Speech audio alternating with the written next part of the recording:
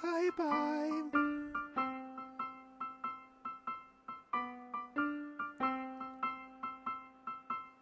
See you later, wrinkles.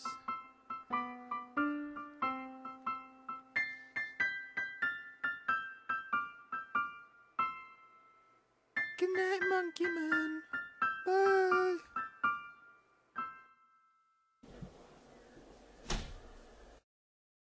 This summer, find out what your toys get up to when you're not around.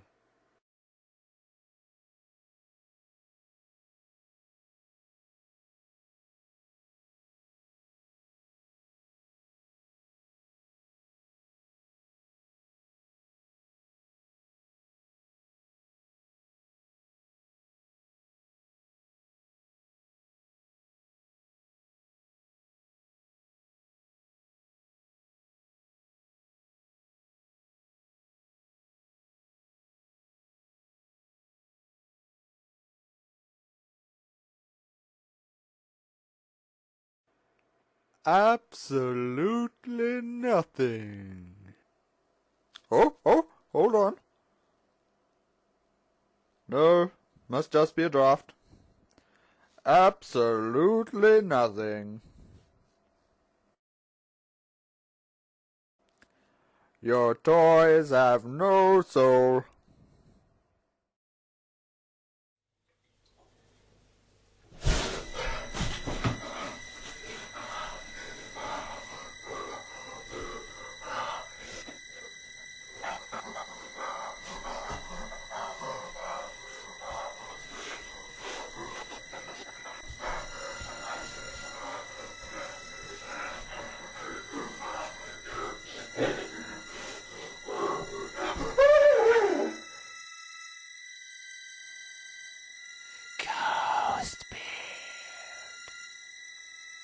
It's not even safe on your face.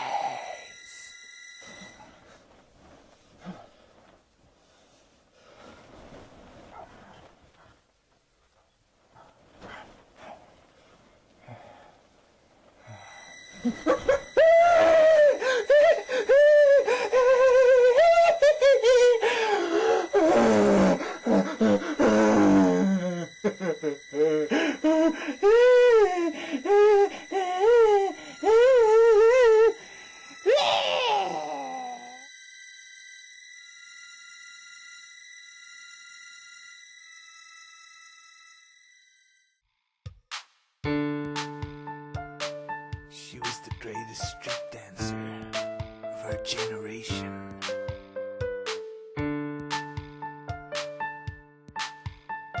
Christine Nicholson had a lot to learn.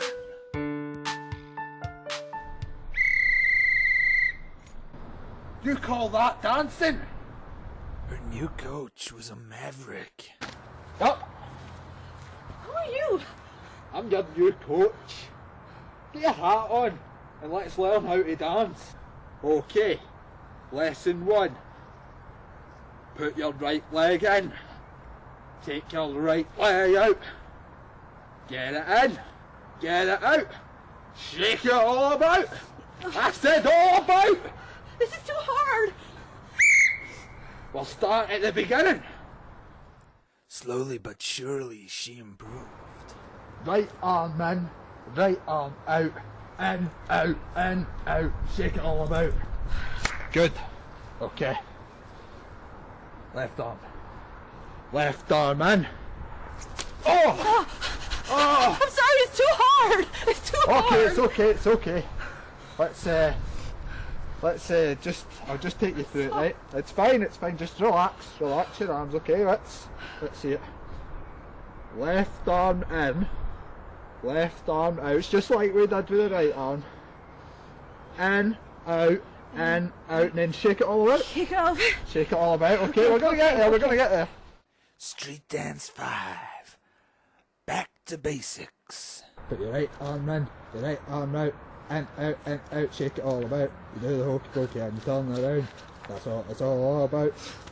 Oh, hokey pokey, oh, hokey pokey, oh, hokey pokey. Knees bent, arms up, rah rah rah. That's what it's all about.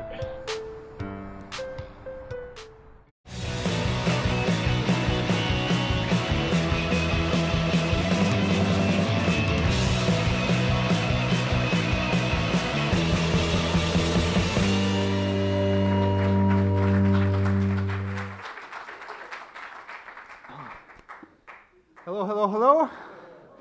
Welcome to the podcast. Hello, if you are just watching on the podcast, good evening. We've been here talking about prostitutes and Tim Burton for half an hour, so welcome. What we've got tonight is we're going to play our panel game, and if you haven't seen it before, we're going to knock through a few rounds. Some of the rounds the panellists will be suggesting their own ideas, and in other rounds they'll be answering questions set by me. But first, let's meet them.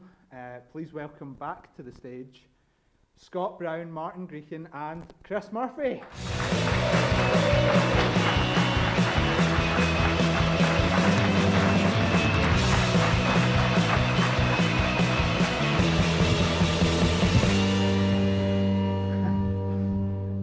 How you doing tonight, boys? Good. Yeah, good. Okie dokie. Well, our first round tonight, as usual, is our Lost in Translation round. This is the round where we ask our panellists to identify film titles that have been badly translated from other languages.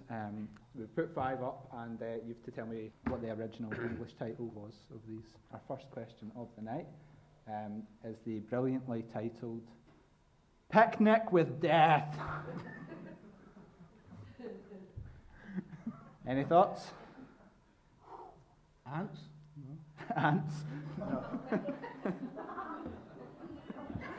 It's a good suggestion. Not correct, but good. It does star people, if that's any help. Ants had people in it. It starred people. It starred people. Oh, thanks for that. Yeah, cool. It's a good clue. I give good clues. Oh, right. It was also filmed. It was also filmed within the last 120 years. Right, okay. In that case, it's Die Hard with a Vengeance. Sadly not. It is a film where there isn't a picnic. If that's any help. Is there death? But there is death, and there is the concept of being outdoors with friends. It's not a picnic though. Terms of endearment? No.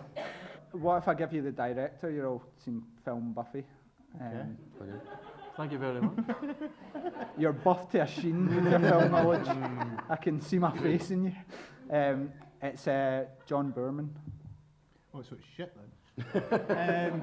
So it's either Excalibur or some of his other crap. Emerald Forest? I don't know who John Boorman is. I assume John Boorman rides on a bike with Ewan McGregor. No, that's his son. Oh wait, it's not John Boorman. Forget that. This is a brilliant clue. It's Steven Spielberg. Really? It's not Steven Spielberg either. Is it John Boorman? No, I don't think so. Deliverance? It's Deliverance. Yeah. Well done. It is John Boorman! It is John Boorman. I knew I was right. I was so certain of that, and then for just a second, as soon as I said John Boorman, I thought, wait, it wasn't John Boorman? Is it because I said with such confidence that all his films were shit? Yes. And forgot about Deliverance. Yes, which is a decent film. Yeah. So congratulations to Martin, who scores our first point of the night. That's a vaguely sarcastic round of applause, but we'll let that go. It was quite. John Boorman fans. Yeah, do you know what it was? It was the that was what swung it from being like a nice round of applause to being sort of slightly. But yes, so Deliverance. It's Deliverance. It's John Boorman. We're very sure of our facts, and we certainly will be much surer when I edit it to look like I know what I'm talking about. So we'll move on to our second question, and it is the Devil King of Children, and it's It's from China, that one. It's not Junior again, is it? Well, you've watched episode 1, and that is a clue. I'll give you a clue. In China, this man's films all have the word devil in them. Oh, it's Kindergarten Cop. It is Kindergarten Cop. Well done, Scott Brown. The Devil King of Children, which is fantastic. I like the fact that China has really just pegged what Arnold Schwarzenegger's all about. Really. See, I just think that's amazingly harsh on Arnold Schwarzenegger, but I did look at this, and all of his film releases in China have the word devil in them in some Quite right. regard. Quite right. Yeah, well, I mean... He's an Austrian living in another country and trying to get into power. It's not something we should really endorse. Get the fucker out. Our third one is probably the easiest one of the board so far, but I quite like it. Imaginary sportsman living my field. Yeah. Oh. Oh, quick, get a point. Feel the dreams. Field of dreams, well done, Chris. Would have strung that out, but I'm lagging behind. Well, again, we can edit some of the awkwardness from the Arnold Schwarzenegger conversation and make it look like we were talking. So we can do that. We can do that after the fact. Make it look like it was difficult. Yes, imaginary sportsman living my field. It's one of the more literal titles you're ever really going to see. My favourite other one from Hong Kong that I trust the source of was that they had a sort of teaser poster for Indiana Jones 4, and it was called Return of Hat and Whip Man, which I really particularly enjoyed. That's just really boiling it down to its barest bones. I like the fact that you have a source in Hong Kong. I don't have a source in Hong Kong. There's a lot of this stuff online, and only about 2% of it is trustworthy. I'm not necessarily saying all of these are 100%, but they're the only ones that I can sort of reasonably verify from 3 or 4 different I was places. just sort of thinking you weren't vetting your Facebook friends at all. He's just friends with anyone. He's Yeah. just racist. Is this the guy who gets his Chinese from? Down the Oh, that's local called shop. imaginary Is sportsman that- living yeah, my- he's my source in Hong Kong. Yeah.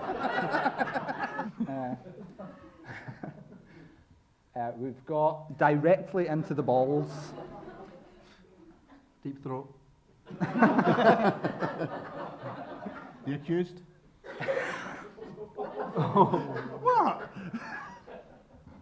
Oh, that's good. I don't know if that'll make the cut, but it's good. Is the title linked to a particular scene in this film? It's linked to be fair, 6 or 7 particular scenes in the film. It's mainly actually Oh, it derived. is Deep Throat then. It's mainly actually derived from the catchphrase. What happened in Germany was that they thought the literal title of the actual English title sounded too boring, so they took the catchphrase and directly translated that, and it was a turn of phrase. Dodgeball. Dodgeball. It's dodgeball. Yeah. It is, well done, Martin. He sort of slightly reluctantly gave the answer, but it's dodgeball. And it was the grab life by the ball. That doesn't make any It's just the one. It didn't make any sense in Germany, so they translated it to the nearest available phrase, which is directly into the balls, which in Germany, if you literally translate that, so I think it, as far as I can tell, is a turn of phrase that means kind of like, oh, that's like a kick in the nuts. So it's, Well, the other tagline was "Go balls deep." yeah, It yeah. was, that's what I was thinking. So our next one is The Boy from the Future is Hairy. I like it. It's not Back to the Future. It's not bad. Because that would be Boy from the Future is shaky.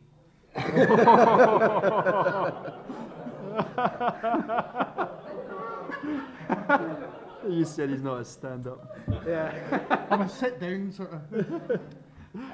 It's not. Is it a mashup of Back to the Future and Teen Wolf, just getting Michael J. Fox all together there? So A box set. Oh, well, okay, well, fuck that then. It's a Teen Wolf. it's Teen Wolf. Yeah. In Brazil, where this was released as The Boy from the Future is Hairy, Back to the Future had done so well, and this film wasn't really being been promoted as well. So this is actually a title change. It did have a literal Teen Wolf translation. Then they changed it to The Boy from the Future is Harry because everyone knew Michael J. Fox as the Boy from the Future films, because that's what the film Back to the Future was called in Brazil. So they just tried to sort of ride on the back of that. I think it would have been especially confusing to see this film in Brazil because there's absolutely no time travel whatsoever in Teen Wolf, which makes this one of the more confusing film titles of all time. Did you get that from your contact in Brazil? I did, yeah. Aye. Samba class on a Tuesday night in East Kilbride Arts Centre. Yeah. Really what I do is I just kind of scout about the internet and email people. It's amazing what ladyboys will tell you. Yeah. For that $5. Yeah. I find ladyboys for trivia. That's It's an easy shift for a ladyboy. yeah. That's maybe that's maybe the worst excuse ever. We were just looking at trivia. It's like a Pete Townsend excuse, isn't it? Yeah. I was researching a book about film buff pre-op transsexuals. So at the end of the round, Martin and Scott are tied on 2, and Chris is on 1. So well done, guys. We move on to our kind of flagship round, and it's called Worst Ideas for a Film. It could not be more self-explanatory than that. I'm going to ask the panelists for their worst ideas for a film, and I'm going to mark them for being funny. So we'll just take turns, and we'll start with Scott, if you don't mind. Well, first off, I've got a film called Forever Amber. It's the sad story of a broken traffic light.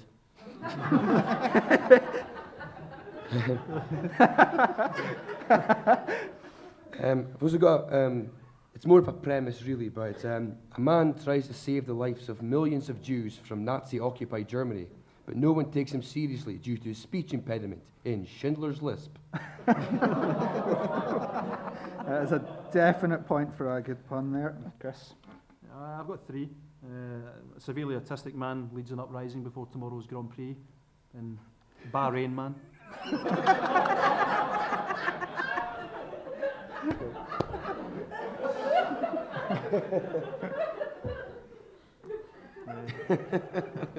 Gary Glitter returns to Cambodia after £20,000 worth of plastic surgery and Sexy Beast 2.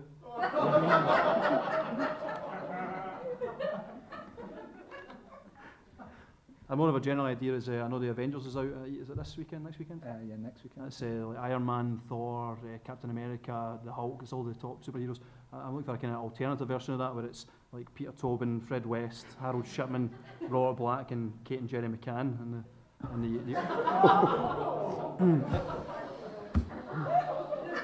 and the ultimate un-Avengers, really. The ultimate DIY. The ultimate killing team. I know Robert Black's a bit controversial there because he goes for kids, but I think the rest of them will keep him in check, and everyone needs a driver. Yeah, that's fantastic. A highly broadcastable list as usual. Martin? I'm just really annoyed you didn't put Joseph Fritzl. No, I've already been burned for that the last 2 times. I'll write it down. Yeah, because you got a meeting with Warner Brothers later about that. Yeah, do I? I'll add it to the I'm list. pitching this to the Weinsteins later. Is Fred West in that list? He is. He is, he's there. Because bizarrely enough, It's either that or it was John West, but we've got enough tuna. when researching the film festival in Coatbridge, we looked to try and find celebrities that came from Coatbridge, and Ian Bannon, who was in Flight of the Phoenix, was from Coatbridge, as was Fred West's first wife. And it's actually listed as a celebrity. Fred West's first wife. And that's the 2. My film I take from, basically, I came to last month's director's cut, so I just stole an idea that they cut from the podcast. It's basically Slade Runner. Basically, this is more viable now because this week it was announced, I don't know if anyone knows, that Status Quo are making an action film in Fiji, and it's called Bula Quo, and it's being directed by Stuart St. Paul, who, in the press release it says, was involved in Batman and Aliens. In Aliens, he was the right hand of the Alien Queen. So that's his background to making an action movie. Oh, that's exciting. It's always good when they announce a film franchise is going to be directed by a partial puppeteer. The guy that was around. So Slade Runner would basically, obviously, be set in the future, and it would be basically about they would be hunting down fans of Slade, and then the main protagonist would find out at the end that he actually was a fan of Slade. As he heard the music of "Come On, Feel the Noise," he would just suddenly go, "Oh, I like this." Shit. What have I been doing? Yes, for sheer fact that he was brave tonight, I think I'm gonna give that round to Chris. So congratulations, Chris. You are currently ahead on 6 points. I guess it is all right to clap at the end of the rounds. That's fine. We are going to move on to our round of variable quality, which is the odd one out round. So we've got Steve Martin, Bob Hope, Woody Allen, and Billy Crystal, and I want to know what the reason for one of them being the odd one out is. He married his daughter. Stepdaughter, stepdaughter, stepdaughter. It's my stepdaughter. Is it Billy Crystal? Excuse me, sorry. Is it Billy Crystal? You got all emotional there, Scott. Is it Billy Crystal? And for what reason? The other three, as well as being involved in the movie industry, are all stand-ups as well. Well, Billy Crystal did start as a stand-up. He was in an improv troupe. You thought that would have translated into some of his films? So it could be said for Steve Martin. Like you, Father of the Bride is an unknown classic. Well, basically, I will give you a clue. The link is award ceremonies. Yeah, They've all hosted the Oscars except for Bob Hope. except for Woody Allen, who doesn't turn up. That's correct. Well done, Chris. The correct answer is that they have all hosted the Oscars multiple times, except for Woody Allen, who has consistently refused to actually go to the Oscars, despite being one of its most nominated members. He currently holds the record for the most amount of nominations for a screenwriter, but he forgoes the ceremony to go and play jazz in a place called Michael's Pub. Or so he says. See, I'm just checking the veracity of this because I've watched a few of the episodes and sometimes Craig doesn't get the odd one out round quite right. Well, that's correct. It has been pointed out that I've made a mistake on one of the Slipshod the term. the previous ones. What was the mistake you noticed? Harrison Ford was never a robot. Well, see, I dispute this because I think he was a robot in some of the cuts of that film. It's hinted at. But if you read a book. No, It's I've read the book, but this isn't author's cut. It's director's cut. We're talking about the There's a film reason version. the studio changed it. We were actually talking about Blade Runner. Blade Runner, sorry, yes. Spoiler alert, by the way. No, it's not really, because obviously He wasn't a robot. Yes. he wasn't a robot. He was a robot. Oh, Well, I think it's debatable. I like the fact that you're picking up on that one. I made a much worse mistake With in the Spellbound and Cary Grant. previous episode, so that's fine. Just basically double check all the facts that you hear here tonight, because it's not. This isn't BBC News. If I say something's true, I don't mean it. It might be leading towards a punchline. More often than not, with me, not really. It will lead towards a sort of rambling sort of diatribe that might just peter out into nothing. it might actually be from your source from Hong Kong as well. So. Yes, but I think we can safely say that we have achieved answering question 1. So that is a point to Chris.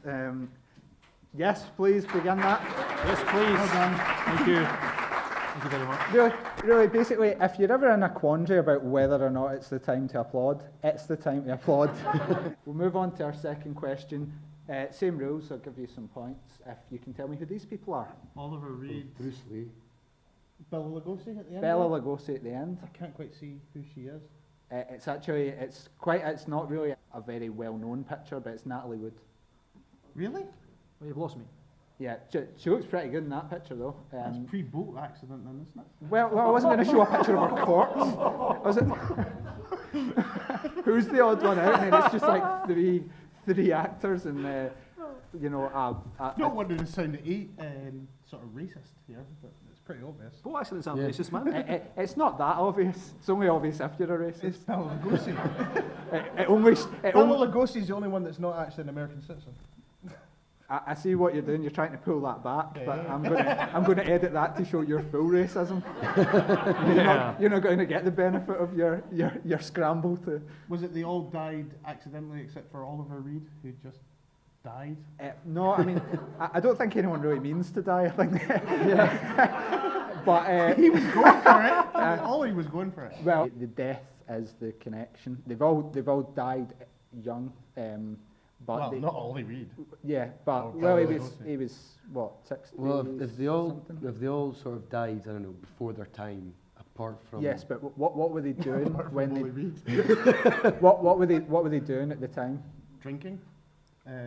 Or Oh, yeah, Acting. Making making a a film. So what they've all died whilst making a film, but film. Before it finished. before it finished. But And one never of released it. them is the odd one out. Natalie Wood. Natalie Wood. It's not. No, she was in a film called Brainstorm, and they did finish it. But Quick, can I have a point? Him? no. No, Ah, it's damn Plan it. 9 from It- Outer Space. He died. Plan halfway 9 from Outer Space. through. Bela Ollie Reed Lugosi. was in Gladiator. Glad- Died halfway through. yeah. So it's more about what they did to resolve the issue of the person dying during the film. Bela Lugosi, they just replaced the actor. Game of Death, they just replaced the actor.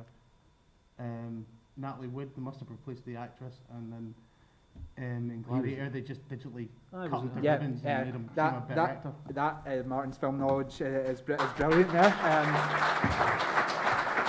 Just trying to claw back the points from Chris. No. 'Cause Chris is just jumping in there. No, it's good. The correct answer is that they've all died whilst making a film, but whilst 3 of them were replaced by body doubles in their shots and intercut with like stock footage and things.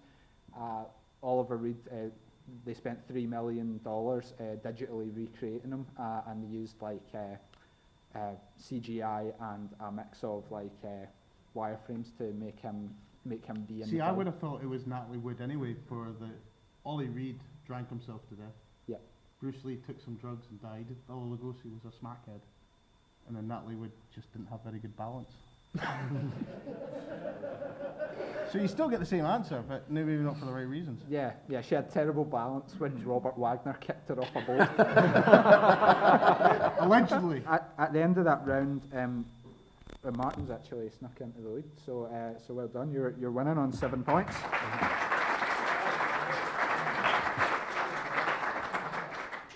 Our next round is called Elevator Pitch. The reason it's called Elevator Pitch, as I've explained before, is that there is a sort of concept that exists in the world of films that you should have a sort of 20-second pitch in your head at all times in case you get stuck in a lift with Steven Spielberg, and you can sort of fire off a film idea really quickly, and it's a sort of opportunist thing. But what I would like the panelists to do is I'm going to go through your suggestions, which are always fun, and what I want the 3 of you to do is pitch me a film based on the suggestion of the title. So let's start with Steve Davis, Dragon Hunter. I quite like that. Is this Steve Davis as a heroin addict? So like instead of Dragon Chaser, he's just like, he's come to the end of his career. It's a gritty sort of follow-up to Trainspot and sit in Milton Keynes. That's as far as I'm going with that. Yes, there's a hushed voiceover by John Virgo. He's got the white crack. Yeah, it just ends with him smoking a spliff that's the size of his Snicker. Let's see what else we got here. We got one that came from our Facebook page, which is the talented Mr. Kipling. That would work well in the film of the talented Mr. Ripley as a killer, because you never see Mr. Kipling's face. Yeah, he's like He's the ultimate killer. But he would be putting strychnine in his bakewells. But you also think it's like the talent. Anyone that hasn't seen the talent of Mr. Ripley is about a guy copying people, and it could just be all about how Mr. Kipling just stole all his recipes. Just like completely. Bakewell tarts, lovely. It's just a thieving bastard, basically. Yeah. But a secret homosexual. Not so secret. Not so secret homosexual, just secret, really. I think. Well, he is in the film. Gender. No, I thought you talked about Mr. Kipling. No. Oh, Mr. Ripley, you know. I thought you were outing Mr. Kipling live. He was, yeah. Aye. Oh, he does make exceedingly good cakes.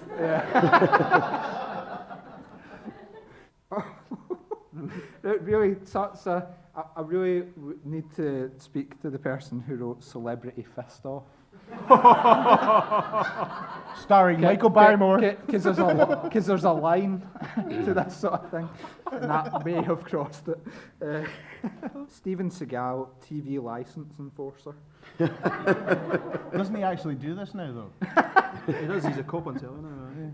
But does he not do, does a part-time police officer? Yeah, he's part of police officer. Yeah. Yeah. So it's really just realistic. It's just like, that film already exists. It's on Channel 5 on Wednesday It's nights. called Steven Seagal Lawman. Yeah. Yeah. Yeah, I want to talk about. I love Oh, is Steven that like Seagal. actually like true, like a documentary? I thought that was like some sort of spoof. No. That program that's on isn't a spoof. He's deputised to that police force and has been for some time. That is the level of his career now. Yeah. Jesus Christ. He supplements his income by confusing junkies by turning up and they go, "Is that Steven Seagal?" And it must be the most confusing thing ever to be arrested by the guy from Under Siege. Right, I'm totally pitching tomorrow to anybody who'll listen. Fucking Sylvester Stallone, traffic warden. That shit's gonna be great. Do you not think it must be really depressing for him though when he arrests someone and they don't know who he is? And it's just like, I was a big star.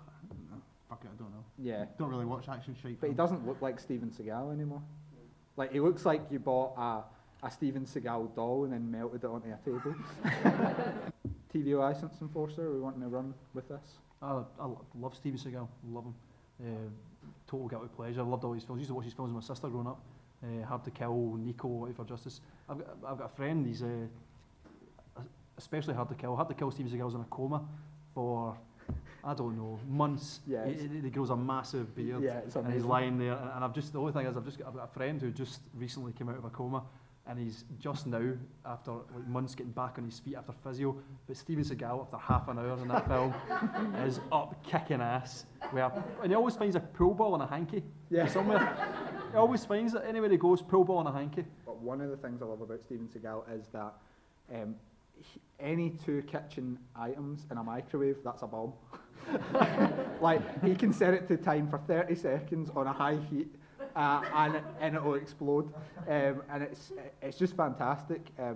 But the great thing in Hard to Kill is when he comes out of the coma, they must have said to him, like, try and kind of simulate like how all your memories are coming back to you and sort of powers returning, and he kind of goes like and it's the best waking up from a coma ever. Like, Daniel Day-Lewis would have to just step back and go like, sorry, I'm using the Seagal method for this, because it's unbeatable. You need to seek out Hard to Kill if they're doing buy one get one free on Steven Seagal, which they always are. You get Today You Die as well, where he's cast as a black man, which is the greatest thing ever. He walks into a bar and calls someone honky. It's quite possibly the most funny and offensive thing you'll ever see in your whole life. Yeah, really some unusual people that come and see this show. Jake's on a Plane's quite nice. That came from our Facebook page. Jake's on a Plane. Better than the original? Well, possibly. What, the original Jake's on a Plane? Just some sort of remake you're pitching here.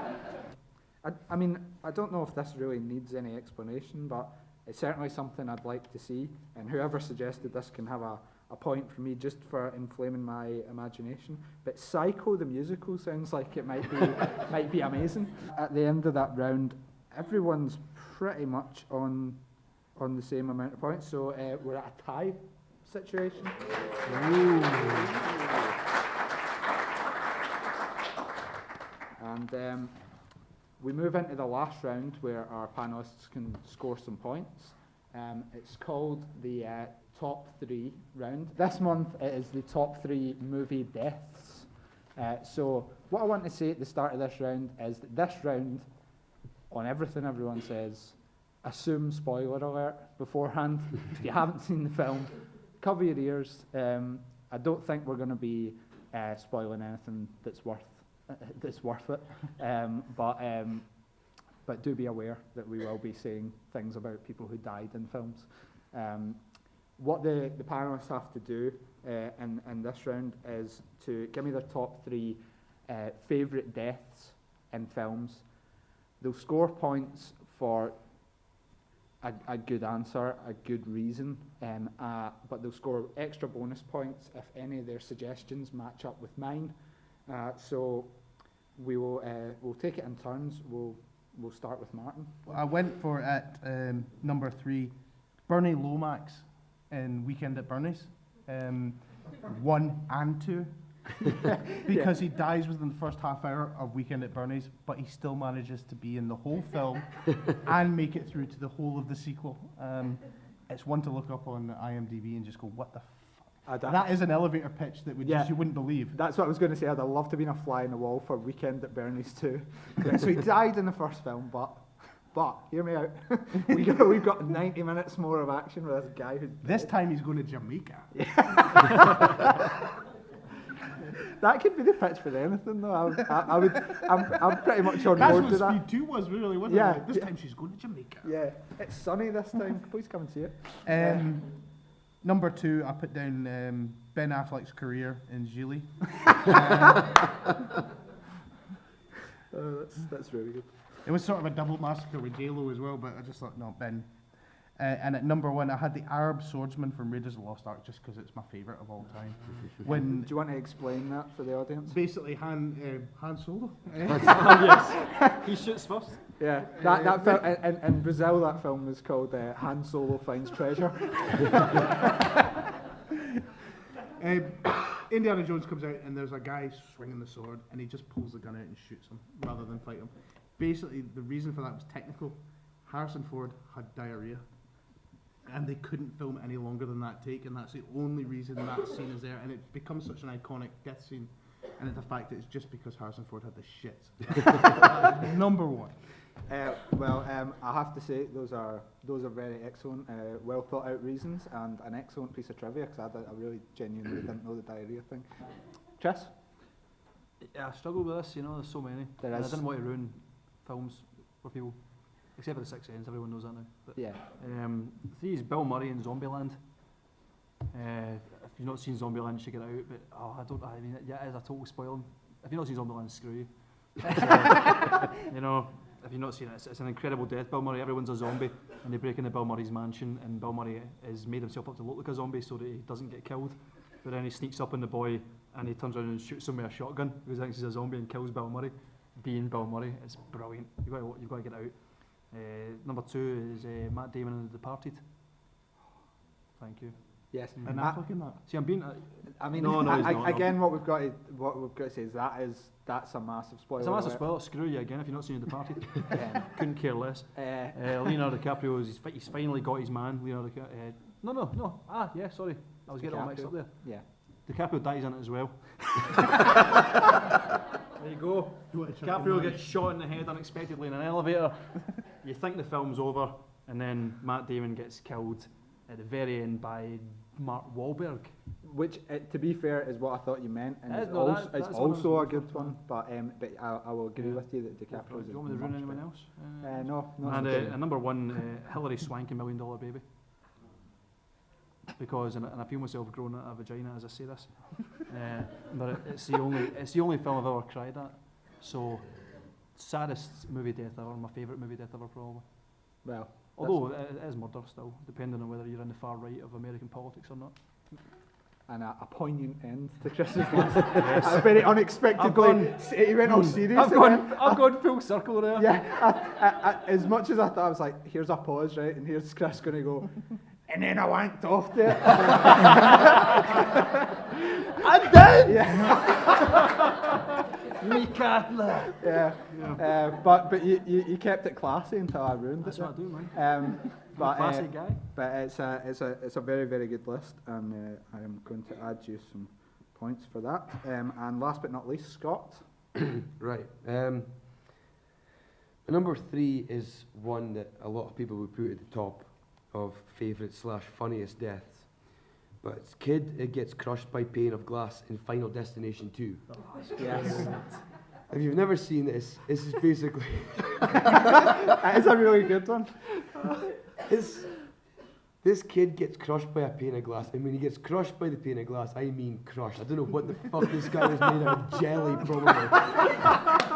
But the pane of glass is being lifted up to be put on a building, and then it suddenly comes loose because the guy who was operating the crane loses his concentration. How did he lose concentration? Because the kid that gets crushed, despite at no point early in the film displaying that he might be simple or just a bit fucked up, comes out of a building, sees some pigeons, he thought, ooh, pigeons, and chases after them. Pigeons fly into the guy who's operating the crane, he fucks up, pane of glass comes down, crushes the kid. His own fucking fault. Honestly, all you need to do is type YouTube, Final Destination, glass pane, and you'll see it. It's fucking hilarious. It really is a very excellent choice. Number 2 is Nicolas Cage in The Wicker Man. A, because it's Nicolas... Not the bees. A, because it's Nicolas Cage. B, because he's made an awful remake of one of the best films ever made. And C, because it's just so... And is it funny, is it cringeworthy, or is it both? It's both, but I am lifting the spoiler ban. Please tell them how... Has everyone seen the original Wicker Man, or at least know what the ending to that film is? Right. The original one is Edward Woodward is in there and he's shouting, oh Jesus Christ, as he gets burned. Not in the Nicolas Cage version. He gets killed by bee stings and screams, not the bees, not the bees. Again, all you need to type into YouTube is Nicolas Cage, Wicker Man, bees, and it comes up. And number 1 I've went for is an actor called Vincent Craig Dupree. Ever heard of him? Of course you fucking haven't, because he was in the film Friday the 13th Part 8. Jason Takes Manhattan. And in this scene, this guy is on the top of a building fighting Jason Voorhees, and he is beating the shit out of him. Punch after punch raining down on Jason until he's getting visibly, physically tired until he's just touching him like that. And then he just stops, goes like this, looks up to Jason and goes, your turn. You see Jason go like that. Next thing you see is a shot down in the street of this guy's head coming down into a dumpster and the lid closes after it. Brilliant. A very lovely list and great suggestions. Many points scored there. My top 3 are, and this is a spoiler alert, but to be honest, if you've been up past 11 o'clock, you'll definitely have seen this film. If you own any of the sort of ITV 1, 2, 3, 4, 5, Channel 5, Channel 4, FX, Film 4, TCM, it's been on about 95 million times in the last sort of 4 or 5 weeks. It's the film Executive Decision, and Steven Seagal. I've chosen Steven Seagal's death because when the film came out, he was top billed. He was the man on the poster. It had his face, action film, Steven Seagal. They billed it as, Die Hard on a plane, rescuing hostages. About 25 minutes in, they're making a transfer from one plane to the other, and Kurt Russell is the sort of he's like the diplomat or the sort of research guy they brought along with them, and he's climbing up the tunnel into the plane, and it starts to wobble, and they lose the pressure, and Steven Seagal sort of sacrifices himself for the good of the team, but the way in which it is done is just amazing, because you're fully expecting Steven Seagal as the top billed actor to get out of this situation, and then he just very suddenly goes, I'm not going to make it. He just goes like this, and a door closes across, and he just gets sucked out of the plane, and that's how they deal with it. He doesn't get a dramatic death scene. He's not like lying on the ground like, you must find Julianne. He's like, he just gets sucked out of a plane. It's the most sudden thing in the world, and then all of a sudden the filmmaker just goes, okay, You know how you came to see a Steven Seagal film? It's a Kurt Russell film now. My second favourite is Good News for Martin, because it is the swordsman from Indiana Jones, and that's 5 points to Martin for that. It really, yes, please.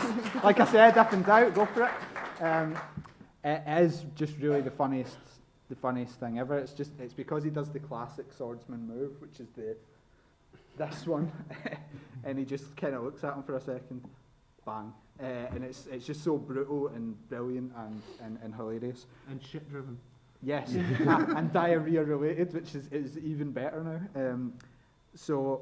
My third one, I didn't expect anyone to get. It's kind of like Scott's the third choice. It's quite obscure. I couldn't even find this guy's name because he's a featured extra in the film King Arthur. But there's a battle scene in the middle of that, and what normally happens in battle scenes is they film for days and days and days now, chopping each other up, and then in the sound dub they add all the sounds. So you get your sword clanging, you get your kind of screams, but none of them are really kind of very well timed to anyone that's in the battle. But for some reason they used one bit of live sound from this, or if they didn't, they went back and dubbed it because it's so funny.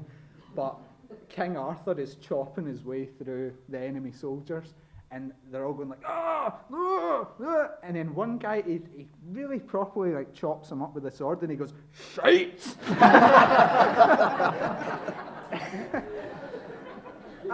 It is one of the worst films I've ever seen. I've seen it maybe 130 times, and I always just skip to that scene because I cry with laughter. You scored 5 points for your Indiana Jones death scenario, and from what I can see, that has won you the round. So a big hand for Martin.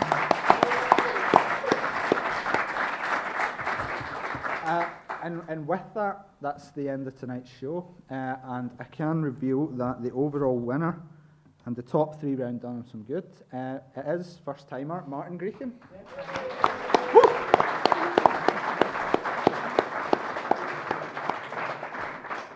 So the one thing I should probably mention then is that people should get down to the Deep Fried Film Festival. Do you want to fill them in on? Yeah, on a serious note, the Deep Fried Film Festival is in its 7th year, and it's the world's only international film festival. We're actually screening in Coatbridge and Japan. And basically it's raising money for York Hill Children's Hospital and some Japanese children's charity that I can't really pronounce. Martin's called the Devil King of Children in Japan. But basically it shows lots of films. It shows films from the likes of Hugo Spear, who did The Full Monty. We showed his directorial debut last year as a UK premiere. We also showed a Peter Mullen film and things like that a lot of big film actors and film producers get involved, and we also get some real crap from East Kilbride. Not yours, there was another film that was in at the same time. Yeah. Right. But no, it's a good laugh, and it's only £4 to get in, and basically all the money goes straight to charity. You don't actually give any money to me. It doesn't rest in my account for any point of time and then go onto the charity. It goes straight to the charity. I can testament that it's a good week, and it's something that we should have more of. We should have more arts festivals, more film festivals in general, but it's a quality event, and if you like films as much as me, it's £4 for a night of new films is amazing. Do either of you two, where can we see you next if we want to catch up? The 30th of April, I am doing a charity gig actually in Mansion House in Glasgow on Glassford Street. I can't tell you how much the tickets are because it's just gone out of my head. I think they're about £10, but it's a great night of comedy on, and it's all in support of teenage cancer. So find yourself at a loose end on a Monday, get yourself down for some top quality comedians and myself. And you can go to the northeast of Glasgow and rob someone, I suppose. I'll arrest you with a smile on my face and a song in my heart. Yeah, it's fantastic. You can also, which is what I was insinuating, you can also check Chris out on YouTube because he's got his YouTube channel with his stand-up up. But if you want to go down the criminal route as well, that's also an option. It's just a lot easier to go on YouTube. but perhaps the north of Glasgow folk. It's really easy to commit crime in the north of Glasgow. Yeah, yeah. But have you got your shift list? So they know when you're on. So Yeah. it'd be really crap doing it and then just find out it was someone else. Yeah, you're not a comedian. I demand to be arrested by a comedian. Your Honour, my arresting officer wasn't funny at all. But yes, so I encourage you to keep up with our fantastic guests. We'll be back here on a Wednesday next month, which is obviously awesome. Really happy about the Wednesday.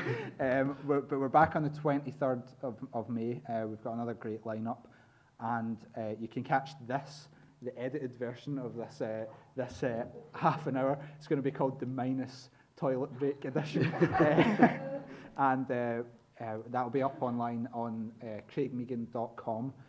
By the end of the week, where you can also read up to 5 articles about various things, including Steven Seagal, and watch all the other episodes of Director's Cut as they go on. There'll be some stand-up content being released there by the end of the week, or you can catch up with us at Director's Cut on Facebook. But I want to thank you very much for coming to the show tonight, and just join me in thanking our guests, Chris Murphy, Martin Greechan, and Scott Brown. This has been Director's Cut, and we'll see you again soon. Thanks very much.